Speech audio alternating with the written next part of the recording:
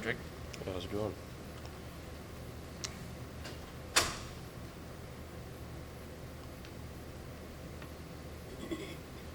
So Jake, just kind of start off and describe the first couple weeks of these scrimmages. What's it been like for you, kind of, as you kind of really start to get into the swing of things and prepare for your first season? It's been awesome. It's been really exciting knowing that the spring's right around the corner. Everything that we worked for all fall is starting to finally play out, and really excited to get going. The competition's been great. I'd say even more so than the fall. So everybody's taking a step up and getting ready for opening day. Hayden mentioned that you surprised him with your ability to maybe run or jump higher. He heard more about you as a pitcher, but what do you feel like your growth in the outfield has come, and maybe just from when you first arrived to campus to leading up to opening day? I think it's definitely taken a big step. We have a lot of leaders in the outfield. I mean, Mac Bingham's been in the outfield for 4 years at a high level. Paxton Klink's coming off of a good year. And Chief, Coach Johnson, we have all the tools necessary to really elevate your game, and this is the place to do it if you want to elevate your game. Do you view yourself as a hitter first or a pitcher first? I view myself as a competitor, so whatever it takes to get me on the field, whether that's going to be on the offensive or defensive side of the ball, I'm willing to do it, whatever helps our team win. Was there a side of the ball that you were more primary on in high school? I will say when I went to the draft combine and there was talk about draft, it was more on the side of a pitcher. Okay. But I think ever since I've been here, the clear role for this year has been more on the offensive side. Has that clear definition really allowed you to kind of hone in and focus on the hitting and fielding aspect, maybe more than just kind of it being more broad and open? Well, I wouldn't say it's been broad or really focused. There's been a high focus on bettering myself in every way, whether that's throwing with Coach Yeski or taking extra swings with Chief, and really anything I can do to elevate the game, get on the field, help the team win. That's been the main focus. Was that a surprise for you at all that they, pegged you more as a hitter first when you first showed up here? I'd say a little bit, but I think that's a testament to the staff that we have to be able to really bring out the best out of everybody.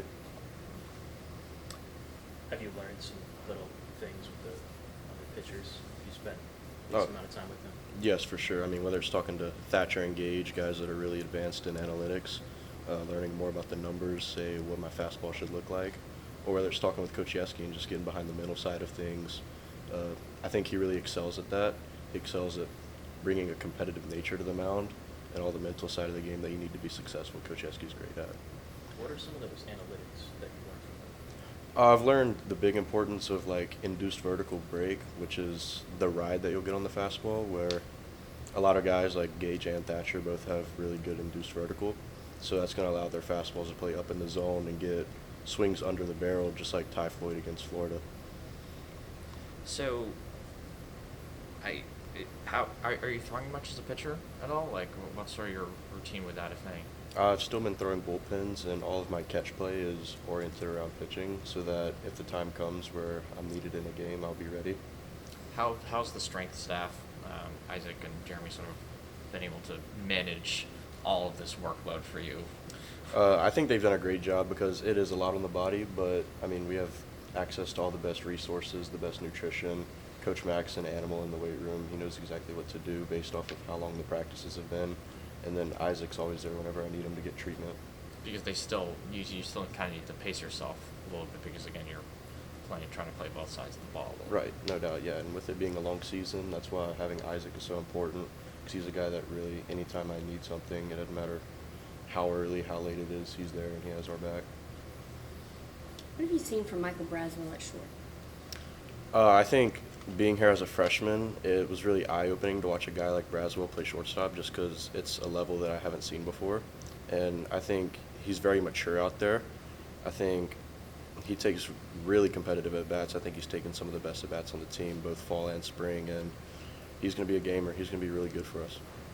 As a hitter, what are some things you're trying to work on?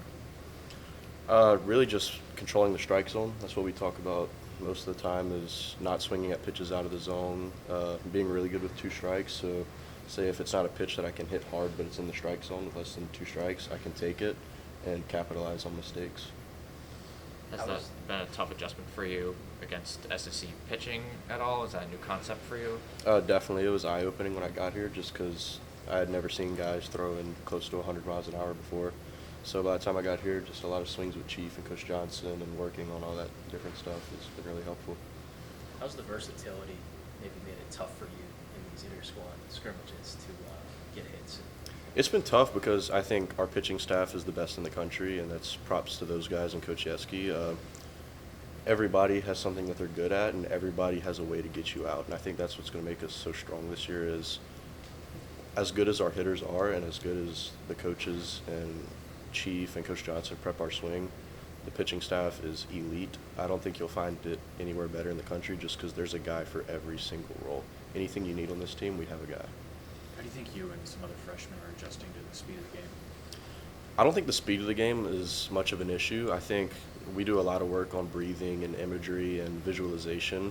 So that's something that we take a lot of time out of our day for. Like before every practice, we meet together and we have a goal setting triad where it's you and two other guys, and we talk about like what we're going to focus on. So that way you can keep reminding yourself so that you don't let the game speed up on you. Who sort of sets that up? That was done by a mix of Coach Johnson, Carlene, our mental coach, and then like guys like Hayden and Alex who decided this is something we're going to do before every practice. I guess what aspects of the game has that specifically helped you in then? Mainly the mental side.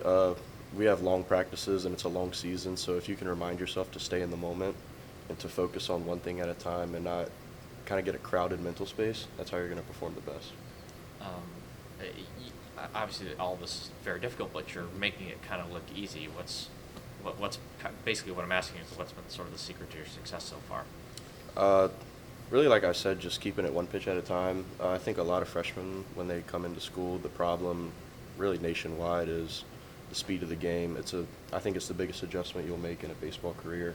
So just reminding yourself that you're here for a reason. You know, there's 8 other guys on the field with you that want this just as bad as you do, and it's just taking it one pitch at a time. Is there a veteran who's helped you particularly a lot or the most, or guys who have stood out on that side? For sure. I spent a lot of time talking to Paxton just because he made the jump last year, and he was a guy that came in, played right away, and I also have a locker right next to him. So it's really been easy to talk to him and learn from him. You being one of the younger guys coming in, do you give Hayden and Alex a little hell for being older? Yes and no. Yes, because they are older, and no, because I don't know if you've seen Hayden's picture on the scoreboard, but that's not a guy whose bad side you want to get on. He said that y'all taught him some lingo and stuff. Do you have anything specific? No, I mean, we really talked to him about just how he's old and he can't keep up with the young generation. I wouldn't say as much slang as like just giving him a hard time, like asking him how his knees are every day. Little stuff like that. Perfect. If you can think back to the first time you had to hit against Thatcher Gage, what was going through your head maybe after that first pitch came through? Well, before the at-bat, I didn't really think much of it. I was just trying to lock in and be prepared for the moment. And then the first pitch that I saw from Thatcher, I was like, all right, we're in Alex Buck Stadium now.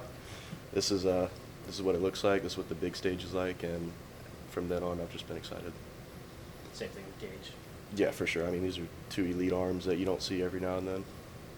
And you've been able to handle left-handed pitching pretty well, at least according to Coach Johnson. What's sort of the secret to I guess, handling that as a lefty?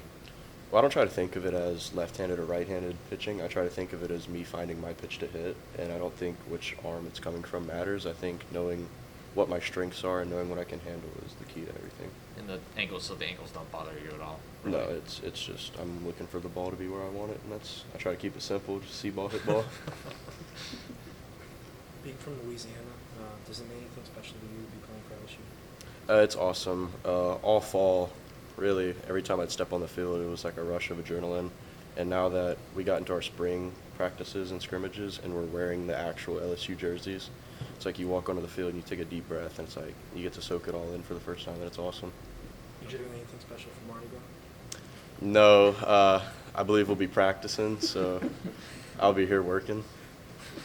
Jay mentioned for freshmen and just for any level, the pressure of opening day, wanting to make that good impression is obviously kind of key and can sometimes deter players. I mean, how do you approach that? Obviously, the excitement of kind of coming out there for the first time in a real game atmosphere. Really, that's all it is excitement. I don't really believe I'm trying to make an impression because we like to focus on working from the inside out and not really worrying about what the outside sources are saying or pressure from the fans because it'll only get to you if you let it. Like, I mean, there could be 13,000 people in the stands, but there's only 18 on the field. So I try to keep that in mind and know that after all, I'm just playing a game that I love to play. Where does that come from? Maybe family aspect of that, or maybe the coaches just kind of implementing that? Pretty much all of it. Both of my parents were college athletes, so they've been able to talk to me growing up, even when I was in high school, about knowing what was to come. And Coach Johnson's really big on it. We had a lot of meetings with guys such as Dean. He's our guy that really helped us bring the team together. Carlene's a great mental coach. And it's just everybody knowing that it's us versus the other team. Nothing else matters. I think good. Yeah. Thanks, Jake. Thanks, All right, thanks, Jake. Thank you, guys. Thank you.